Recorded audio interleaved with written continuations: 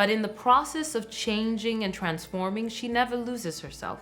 And I think that's a beautiful lesson for us, that change is not always the enemy, and it is not always evil, or it's not going to annihilate us. But it's always important to stay true to our values, even as we adapt.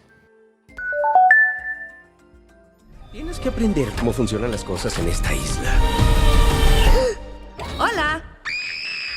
Lupita Nyong'o, welcome to the Estreno. Congrats on this beautiful film, The Wild Robot. I loved hearing you as Ross. How are you feeling? I'm feeling great. I mean, it's been great so far. People are loving the movie, and that's always a relief. In this film, Ross finds herself in this hostile and unfamiliar environment. How does her inherent kindness plays a crucial role in navigating this world and, well, ultimately influencing the course of events?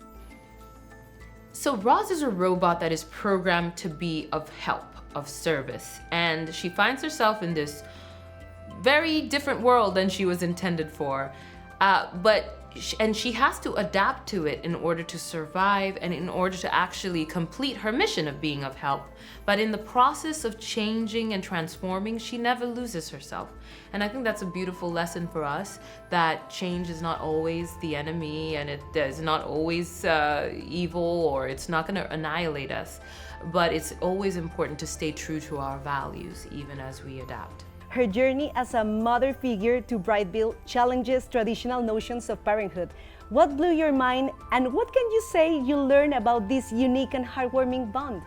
I guess what I realized quite fundamentally in watching this, Roz comes to motherhood with a complete newness, right? She's brand new, she's not programmed for it, and she's learning on the job. And I think that really reflects what real human beings go through the first time they become a parent. You don't know what you're doing, and you're kind of like living your life for the first time. I think we as children, we come into the world and we think our parents know everything, or they read the manual for parenthood and they should get it right.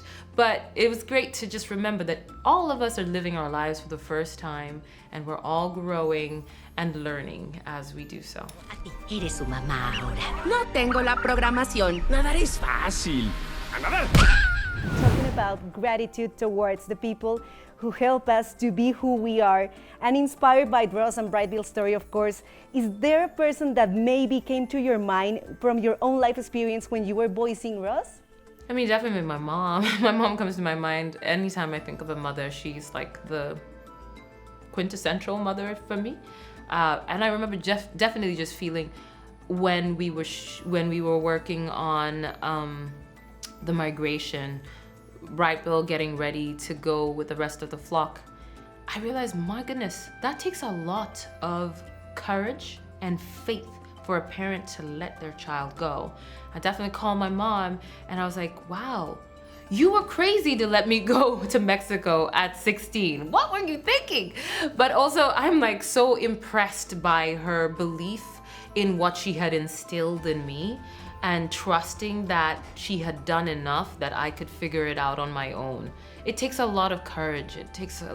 And I'm floored by parents doing that all the time.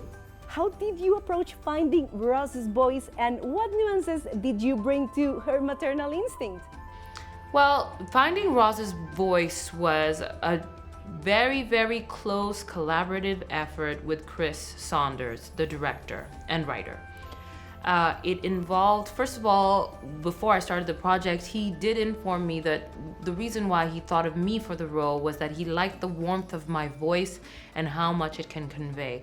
So I knew that we always knew that Roz would end up sounding more like me. And then for the beginning, where she starts off in her factory settings, I was inspired by automated voices like Siri and Alexa and that type of thing. And what they have in common is this kind of relentless optimism, And so that's what I used for the start. And it was a process to find the right temperature for that too. And the beauty of this is you're working on it for 2.5 years. So you get to go in, try things, throw it out, try something else. And yes, and then as she develops and as she adapts to this new environment and she takes on the behaviors, the sounds, the culture of the wild animals around her. So she colors in, and before you even know it, subtly, she's become more well-rounded and more textured and warm. That's beautiful because you see that change in her voice.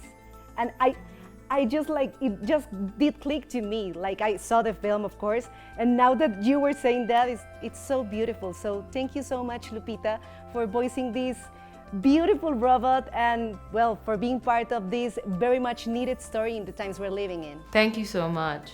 Este es mi hogar y soy una robot salvaje.